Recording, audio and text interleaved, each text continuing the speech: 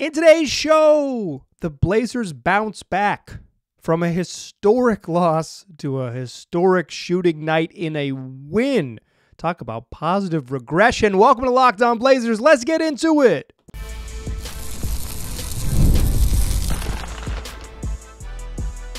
You are Locked On Trailblazers, your daily Portland Trailblazers podcast, part of the Locked On Podcast Network. Your team every day. What's up, world? Is your past first point guard and Trailblazers reporter Mike Richmond. You are listening to another episode of Locked On Blazers, part of the Locked On Podcast Network. Available wherever you get podcasts and also on YouTube. Thanks for making the show your first listen, coming at you each and every weekday, Monday through Friday. So make it a part of your daily routine. Make it your first listen. Tell your friends to do the same. It's Locked On Blazers, your team every day. The Blazers bounce back in a serious way. After Sunday night's debacle against the Memphis Grizzlies, in which they were embarrassed and their coach called them losers if they slept well after a 45-point drubbing. Well, sounds like they didn't sleep very well. Sounds like they were doing some tossing and turning, some soul-searching, some finding themselves. After a team meeting to address the elephants in the room on Monday following that 45-point drubbing, all the Blazers did is come back and have the best shooting performance of any team in the league. Everything looks better when the ball goes in, but heck, the ball just kept going in. Blazers walloped the Timberwolves in their first game of the NBA Cup, 122-108, and they just held them at bay in the second half. The Blazers dominated after halftime and beat a team that had beat them by 25 just earlier last week, on last Friday. We're going to talk about that in today's show. We'll do our fastest recap in the West. We'll talk about the massive boost the Blazers got for their bench. I thought Rob Williams, Deni Avdija were awesome. Delano Banton was great in the first half. Blazers really needed scoring up and down the roster in this game, and they got it. And then we'll close the show talking about Anthony Simons, who had a scary injury in this game, left the game after 5 minutes with kind of an odd and strange injury. A scary moment. Hope he is okay, and the early reports are that the Blazers believe he will be, and we'll talk about the NBA Cup and whether you should book your trip to Vegas after this one. Let's do it. Fastest recap in the West. Blazers win this game 122-108. But to really appreciate what happened early in this one, you need to remember how miserable the game on Sunday was. So, like, the notable part of the game on Sunday was against Memphis was the effort, right? The Blazers didn't play competitive basketball. They disrespected the game. They quit, right? Their effort just waned. It left them, and they didn't play hard. And their coach called them out as such. I know some people were upset that Chauncey, quote unquote, threw him under the bus, but sometimes people want coaches to call their players out, and sometimes when they don't like the coach, they think that's throwing them under the bus. I thought it was fine and appropriate. The team played like crap, and he called a spade a spade. But his team super duper responded. 4 of 42 from 3 in that nightmare on Sunday. Immediately erased with a 6 for 11 shooting quarter to begin this one. They made 6 threes in the first quarter and led 28-17. No DeAndre Ayton in this game. He missed the game with a finger sprain, and Anthony Simons left the game after 5 minutes with a chest injury and was ruled to the Blazers announced he would not return. He did not get back in the game after the opening 5 minutes. We'll talk about that in the third segment. So no DA, no Anthony Simons. Donovan Clingan gets the starts. Scoot Henderson's into the game after 5 minutes. He usually comes in at about the 6.5 minute mark, but instead of having Ant come back at some point or even playing alongside Ant, which he has typically done, then you're down to Scoot and Delano Banton as your point guards, and boy, was Delano Banton good in the second quarter. Blazers hit 6 threes in the first quarter. They lead 28-17 after one. Notably, the Wolves struggling, only 17 points. Blazers are active and attentive. They weren't going to get cheated in this game. The reason they won is incredibly hot shooting, but I thought their effort, just like you wouldn't know that Sunday happened with the way they came out in this game. This was a response that they needed, and they played up to the level that they should, right? They're not going to always have this type of night, but if you play hard, you put yourself in a position to, if you respect the game, you put yourself in the position to be competitive. Blazers led 60-53 at the break. Delano Banton hit 3 threes in the second quarter. He comes in and goes 3 for 3 from deep, including a deep one from the left wing. Blazers go and hit another 6 3-pointers in the second quarter.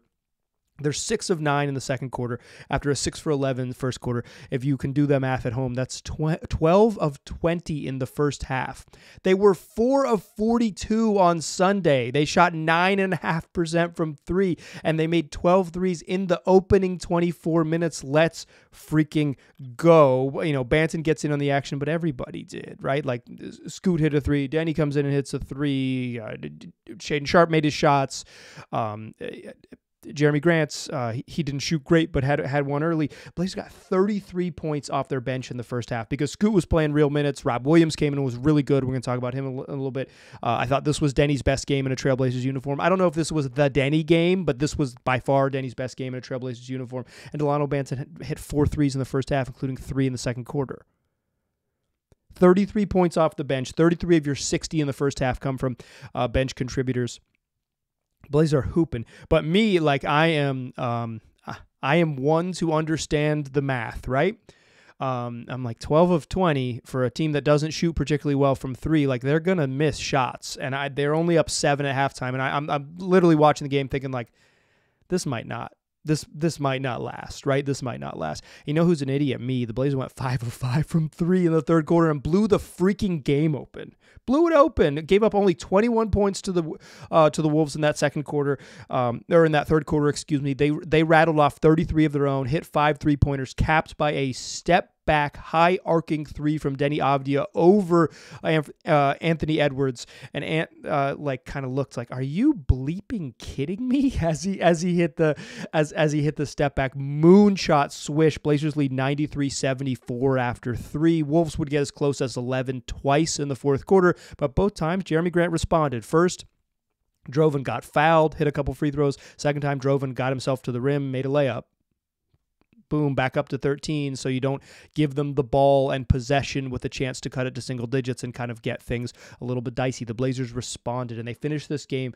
They only 1 of 7 from 3 in the fourth quarter. The regression finally came, but it didn't matter because they had played so well that they could withstand it. And even giving up 34 points and to the Wolves in the quarter, it's like they had a big enough lead and a big enough cushion, and they were playing the right way, and they were able to hold off a late push and never get it really threatened. Never truly have it. They never had the ball and a chance to cut it to single digits. Certainly never cut it to single digits in the fourth quarter. Blazers win 122-108. That's your fastest recap in the West. And yeah, it took 7.5 minutes because it was a good game. We're going slowest recap in the West. Whatever. The Blazers go 18 of 32 from 3. 18 of 32 from 3. According to Tom Haberstroh of the Blazers broadcast, his title is like Analytics Insider, but this isn't analytics. This is just numbers. This is box score numbers. The Blazers on Sunday, 4 of 42 from 3, the lowest shooting percentage from 3, 9.5% of any team in the NBA this season. A debacle all the way around. And then on Tuesday night at the Moda Center, back at it against the T-Wolves, 18 for 32 from 3, 56.3%, the highest of any team in any game this season. Wholly positive regression, Batman. It came back to him. That's, what is that? 22 of 74 over the course of 2 games. That's kind of a normal shooting night, even a bad one, because they were so bad on Sunday. I think it's notable that they were so freaking hot, right? Like, so freaking hot, and they only took 32 threes. This wasn't a game where they chased it, right? This wasn't a game. They still played, like I said, in the fourth quarter, they still played the right way. In the third, I thought they played great. They just happened to make their shots. Tumani drives baseline, gets a double team, or gets the help, and it's not a real double team, but gets the help, flings a corner flings a pass to the corner. Shaedon Sharpe hits a 3. They get a drive and kick and find Scoot Henderson for a catch and shoot 3 early in the quarter. Like, they weren't saying like, oh, we're hotter than fish grease, to quote Mark Jones. Like, we're going to chase it and go score, and try to get 15 threes up in this quarter because we can't miss. They played their game. They're not necessarily a high volume 3-point shooting team, but they were making them, and they didn't chase a good thing, right? They played the right way, and they built a 19-point lead and then held on late for the win. this was a great bounce back. This was a great response. It's maybe not ideal that they have to have these responses, right? Like, oh, lose by 45, time to respond and prove we are a competitive group of adults that can play the game the right way. But this was a fun game that they played really well in, and the bench was awesome. Deni's best game. Rob Williams was great. Delano Banton was huge in the first half to keep things afloat. I thought Scoot Henderson played pretty well. I thought Tumani made some great plays. Part of it was, I think, the rotation makes sense. Let's talk about the bench. Let's talk about sort of, in some ways, the value of the roster not being as crowded and all of those things in the second segment. Join me there, won't ya? First, though, I want to tell you that today's show is brought to you by FanDuel. It's America's #1 sportsbook, an official sports betting partner of the NFL. And right now you can tackle all your NFL action because new customers can bet $5 and get $150 in bonus bets if you win. The FanDuel Sportsbook app gives you everything you need to place live bets on the NFL all in one place. So when you get a hunch in the middle of the game, you can check out the latest stats, you can view live play-by-play, and so much more, all on the same page where you place your bets. Just visit FanDuel.com to join today. You'll get started with $150 in bonus bets if you win your first $5 bet. That's FanDuel.com. Never waste a hunch and make every moment more with FanDuel, an official sportsbook partner of the NFL. All right. 33 bench points in the first half. And the bench kept rolling after halftime, too, with just a professional third quarter. I thought the third quarter was an impressive showing just because the Blazers, they had been so hot from three. You knew the Wolves were going to come back. The Wolves didn't, they hung around in that first half of the quarter, and the Blazers just closed strong, and they closed strong because the bench was good. When Deni came in, the Blazers started to pull away in the third quarter, and Deni Avdija has had a rough go of it. His transition into a Blazers uniform, into part of the Blazers franchise, has been rocky, right? I don't think the team has used him very well. I don't think they have a very good plan to use him. And then they were like, I asked Billups about it, and he's like, kind of acknowledged that here's a plan that would work better. And then they put him out there with Scoot Henderson and two centers, and it's like, okay, there you go. That's how you open the court for my man. That's how you open the court for my man, Deni. But in this game, he plays on a bench unit. So Donovan Clingan gets the start with no DA in the lineup, and Clingan plays 21 minutes. And he finally cracked the 20-minute mark. He's capable, baby. 21 minutes and 6 seconds. But this was, there weren't lineups with two bigs, and there weren't as many minutes on the second unit next to Scoot because after the 5-minute mark, once Deni had checked in, Anthony Simons was out of the game with an injury. So Deni was playing not with Scoot Henderson, who's a guy who just needs the ball in his hands to be effective. And quite frankly, that's the only way to maximize Scoot right now is kind of let him dribble and drive. And he's a player who helps the Blazers be connected a little bit, although I did kind of give Scoot the kiss of death. He had 5 good, pretty solid games, not great statistically, but clearly he played better in the first 5 games of the season. I did a little Scoot Henderson's clearly improved after the first 5 games. You can see it. And I think he's been pretty bad basically since that podcast. That's my bad. But I thought Scoot was a lot better tonight. But Deni not playing with Scoot and not playing with two centers, playing with only Rob Williams and a much more spaced floor, and he's playing in a group that they're still big with Delano Banton and Tumani Kamara and Jeremy Grant, but you have more space for Deni to attack, and I thought he was so aggressive. He had 5 assists in the first half, kind of just getting the ball in his hands more and getting to be aggressive. Also, Delano Banton hit all 4 of his threes. That helps get some assists. But I thought in the third quarter, Deni was just so aggressive getting into the paint. He's such a physical driver, and with the paint open, playing with Rob Williams, who's not camped out in the middle of the floor and trying to take mid-range jumpers as much as DeAndre Ayton does, and quite frankly, and not having Donovan Clingan on the court, who's just kind of not a threat on offense and not enough of a playmaker yet to be super valuable. Deni just looks so good. He just looks so good. Some of this is that Deni Avdija made threes. He's 3 of 6 from 3 and 1 of 4 in the paint.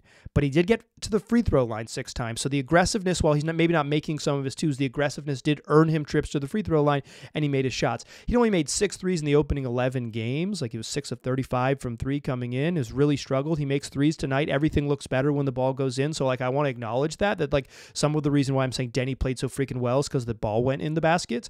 But that's also the point of basketball. So I don't feel too bad about being somewhat reductive in my analysis there, but I thought Deni playing on a without, I don't think it's all DeAndre Ayton, although I do think DeAndre Ayton and Deni Avdija are a bad fit. But it's like if DA is going to play, the second unit has been, since Rob Williams has been healthy, at least 5 minutes of Klingon and Rob Williams together, and that's just a non-spacing lineup. Like, and Scoot has been playing with those minutes as well, and Deni Avdija, and it's just like, what is this group? How is this group going to score? What is going on? And it was, I think it was, they only got outscored by 4 points in the Memphis debacle. It was not part of the problem, but it's just like, you can see that it just doesn't make sense spacing wise, and like the Blazers they sort of owe it to Deni to like put him in spots where he can thrive. It doesn't mean he's going to thrive.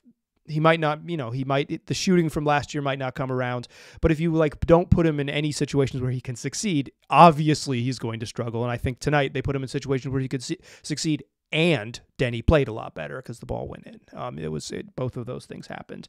I mentioned Delano, like, respect to Delano Banton because he didn't chase it, right? Like, my man, Delano's skill in the NBA is field goal attempts, FGAs, right? Like, the reason he's in the league, I talked about this with a friend of mine who's worked in the NBA for a very long time, over a decade. And it's like the reason Delano Banton is in there is not necessarily shot making, it's shot taking. Like, the ability to get shots off is his NBA skill. And he goes 4 of 4 from 3 in the first half, and he didn't chase it. Like, he only took 9 shots in the game. And he didn't make any in the second half. But like, it wasn't like Banton was like, I'm on a heater, I'm gonna get him up. He took 2 threes in the second half. Like, a very, very, very reasonable game. Blazers don't win though without his first half shooting. He's probably not like an elite shooter. I think we've seen enough of him to know that he's probably a below average shooter, but dude is fearless in respect to him. Okay, I have waited on this because I'm coming with I think this is a mild take, but some of you might think it's spicy, but I think it's mild. Rob Williams is the Blazers' best center. He is. His question is availability. How much can he play and how many minutes can he play? If he can't play 30-some minutes a night, maybe there's a limit on how good he can be, but holy cow. Deni has 17 off the bench to go with 4 rebounds and 5 assists. I thought he was really good, and I thought Rob Williams was the best player on the court for the Blazers. 19 points, 9 rebounds, 3 assists, 3 steals, 3 blocks in 25 minutes. He was 9 of 10 from the floor. Hoopin'. Rob, you just feel his presence. The defensive playmaking, the ability to sort of move his feet and be in the right spot. He blocks shots. He gets off the ground to block shots quickly. He's still, I would say, like, I've been surprised with how springy he is, even coming off a long-term injury and the knee surgery. He gets up and contests shots. He's not like he's skying to 17 feet or whatever. Like, he's not touching the square on the backboard at 14 feet, but he's like, his ability to react quick and get up off his toes and is really impressive. The playmaking, he's the best dribble handoff guy they have on the team. And this team loves dribble handoffs. He had a couple with Scoot in the third quarter where he just set Scoot up on simple dribble handoffs, but get a little piece of Scoot's man coming around the screen, set him up with a pass that gets him into the right spot. And Scoot had a couple nice finishes off those. He had Rob had another one where he caught it off a pick and roll. The ball was kicked. It was a kickball violation, but it was just such a quick idea to pass to a cutting to Monty Kamara. Like, that's a play that's like, literally, you say like something won't show up in the box score. That won't. That'll show up as kickball violation. Like, it truly nothing will appear in the box score from that. But it was just, his feel on offense is so good, and he just does what he does, right? Like, Rob Williams isn't going to try things that are outside of his comfort zone. I guess he's shooting threes now, so maybe he is doing some things outside of his comfort zone. But like, he He crashes the rim to get offensive rebounds. He just rolls for simple little lobs. Like he's the Blazers' best center. He's the Blazers' best defensive center. He's the Blazers' best passing center. And what he brings on offense is valuable enough with the playmaking and the dribble handoff stuff and his simple, just like within my wheelhouse type of offensive skill set, right? Like you can't throw it to him at 17 feet. You can't really throw it to him in the post and get points, right? Like that's not him. But pick and roll game as a playmaker, dribble handoff game as a playmaker, and finishing out of those actions, Rob Williams is the Blazers' best center. He is. Like he was very fun tonight. I really have enjoyed the Rob Williams experience. He was really good in the game they lost to these same Wolves, or to the Spurs last week, and then he was among the players who wasn't many of them, say all of them on the roster, who was like nondescript to very bad against Memphis, but he was really good in this game. He was. I think he was their best player on the court in this one. And he unlocked them. Like he helped Scoot do his thing. I think his just, you feel him so much. Like you feel his game. I haven't mentioned some other guys, and I'm just not going to get to him. I thought Tumani was really good in this game as a playmaker. I think Tumani had his best, in my mind, the best playmaking game in terms of decision making and passing that I can remember in his career. Jeremy Grant didn't shoot well, and it wasn't a problem because he got himself to the free throw line, and he had 8 assists. He attacked and kept his head up and made plays. You talk about elephants in the room. Jeremy Grant sharing the ball is one of those stinking elephants. Shout out to my man Packy.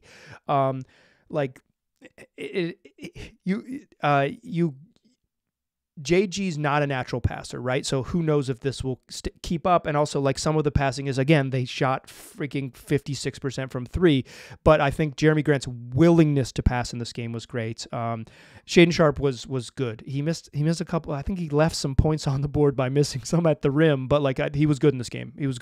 I think important for me is that Shaedon Sharpe was tied for the team lead in field goal attempts. Aggressive Shaedon Sharpe, 15 field goal attempts. Aggressive Shaedon Sharpe, go get it. Let's talk Avery Simon's injury and the NBA Cup. It was a scary thing with Ant. It really was. Let's talk about what we saw from that one, and a little bit more about the NBA Cup in the third segment. Join me there, won't you? First, though, I want to tell you about Mint Mobile.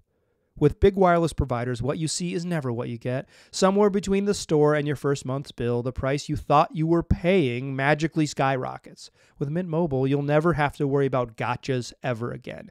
When Mint Mobile says $15 a month when you purchase a 3-month plan, they mean it. Say bye-bye to your overpriced wireless plans and all those jaw-dropping monthly bills with unexpected overages. Mint Mobile is here to rescue you with premium wireless plans starting at $15 a month. All plans come with high-speed data and unlimited talk and text delivered on the nation's largest 5G network. Use your phone with any Mint Mobile plan and bring your phone number along with all your existing contacts. Ditch overpriced wireless with Mint Mobile's deal and get 3 months of premium wireless service for $15 a month. To get this new customer offer, your new 3-month premium wireless plan for just $15 a month, go to mintmobile.com/LockedOnNBA. That's mintmobile.com/LockedOnNBA. Cut your wireless bill to $15 a month at mintmobile.com/LockedOnNBA. $45 upfront payment required, equivalent to $15 a month. New customers on first 3-month plan only. Speed slower above 40 gigabytes of unlimited plan. Additional taxes, fees, and restrictions apply. See Mint Mobile for details. Still a pass first point guard. I'm still Mike Richmond, and you are still listening to Locked On Blazers. The Anthony Simons injury was scary because live I didn't see him get hit or bumped or anything that was obvious, and going back and watching it on replay, I don't think there was a contact moment. I don't think he got hit. He dribbled across half court right about the 7-minute mark of the first quarter, and he made a pass. And as he made a pass, he kind of started. He rubbed his face a couple times, and then he put his hands on his knees, and then the ball went back the other way as the Wolves went back on offense, and he kind of walked across the half court line to the hash mark right by the Blazers bench and just pointed at Chauncey Billups and was like, "I need to get out of the game." And as soon as he did that, he crouched down to his knees and kind of tucked his head and put his hands, his kind of head in his hands, and then put his hands on the ground to kind of just steady himself. And the Blazers medical staff came out, and he walked to the bench, clearly like shaken up. But at that time, I thought he got hit. Like I thought he got hit. So later I realized this was like a non-contact thing. But live, I was like, oh, I just missed it. He got, he took an elbow or something. And the way he walked, I was like, yeah, maybe he just has a rib thing. And wind knocked out of him or whatever. And he stayed on the bench for a second, and then he walked back again, kind of gingerly, like clearly not right, but like not with a limp or like a clearly like physical ailment necessarily, other than like he was walking slow and had his head down still, and he's walking back with the medical staff. Walking under your own power, though, is like, it's, that's a better sign than some other stuff. And again, like at watching it live and my initial reaction and taking some notes, I'm like, oh, that's whatever it is. It's weird. And the Blaze broadcast didn't have an update either. And then he's ruled out with a chest injury, will not return. Whenever someone gets ruled out right away, it's not a good sign. Like questionable to return or whatever is like usually like, even though that means they won't come back, that means like conceivably they could, right? But if the quick like will not return wasn't good. After the game, Chauncey Billups said that every time he's had shortness of breath, and they did a bunch of tests on him, and the test came back normal, and they'll do some more tests on him after the tomorrow. And the Billups made it sound like, talking to reporters, that wasn't like a big concern, but like that was a scary moment, no doubt about it. Just a weird thing. It was actually, to be totally honest, much less scary watching it live. I was like, oh, he got hit. Okay. And then when after the game, like getting back and watching it, being able to watch it, I watched a couple times on replay. That was when it became, that was a scarier thing. It's like non-contact thing where he's like points to the bench, like, I got to get out of here. And it's like shortness of breath. That's scary. That's a scary thing. So I hope he's okay. Sounds like just, from Billups' reaction that they're not overly concerned, but best wishes to Ants. I hope that he gets back soon, because that no one, you want everyone to be healthy. Here's the other thing I'm thinking watching this game. Plus 14. Plus 14. The NBA Cup's tiebreaker is point differential. Plus 14 is a really good start. Here's how the NBA Cup works. First of all, it's not really a cup. These are just regular season games, right? Like the Blazers improved to 4-8. But should they win a couple more of these, probably minimum 2, then they could conceivably go to Vegas in early December, the second week of December, and play some games in Vegas, 1 and potentially 2 if they make the championship. If not, they'll just play. And they'll just play some games. They'll be scheduled to play a home game and an away game in that same stretch. But so. Here's how it works. They have 3 more games remaining in the group stage. They play on Friday, November 22nd, so that's not this Friday, but the one after, Houston. Then the following Friday, the 29th, they'll play the Kings. And then that Tuesday, December 3rd, they'll wrap up group play against the Clippers. Again, these are all regular season games. These aren't cup games. These aren't unique. In like... European soccer, these are separate entities outside of the regular season, blah, blah, blah, blah. The NBA is like trying to fake the funk, right? They're calling it a cup, but these are just regular season games. And if you happen to win them, you can move on to Vegas. But plus 14 is a good start because the tiebreaker is differential. So they've already handed Minnesota a loss, and they're plus 14. They probably can only lose 1, right? They probably can only lose 1. So they need to go 3-1 in these 4 games, and they need to have a pretty solid differential. So Houston, Sacramento, and the Clippers, the Blazers played the Clippers pretty close. Obviously they beat them once. Or they beat them in their only game, but it was a very close game. So, like, that's a winnable game. The Kings are very weird and vulnerable, and Houston is not one of the really good teams. By beating the best team in their group by 14, the Blazers are I don't know if it's likely, right? Because they'll probably be underdogs in all 3 of those other games. But, like, the Blazers are in position to make it to Vegas. And I'll tell you this. I got an email today saying that to request a credential to go to Vegas, I got to make that decision by next Monday. should I do it? should I make the call? Should I believe in myself and go to Vegas and say the Blazers are going to win? You know, they're going to beat Houston and Sacramento, and they're going to edge the Clippers, and they have freaking 4 wins now, and they're going to win 3 more by December 3rd to make the cup, and they're going to maintain the needed point differential to get themselves there. I don't know, but I'll say this: it's fun to look forward to something with this team, and it's fun to have this game have like the just a little bit extra juice. Like, it's all fake and nonsense. Like, the NBA just like they're like, no one cares about games in November. What if we add a little juice? Sure, add some juice. I like the game. I like all of the games. I'm an NBA fan, but maybe this one added a little juice. A weird court. I don't know that I enjoyed the Blazers court, but I'm sure it's fine. It's whatever. But like, yeah, I think this game and the win and the way they won it made me like a little bit kind of eye the schedule to be like, hey, it's possible. And at this point in the season with this particular roster, being able to like look ahead to stuff and say it's possible, that's pretty fun. That's a rewarding night.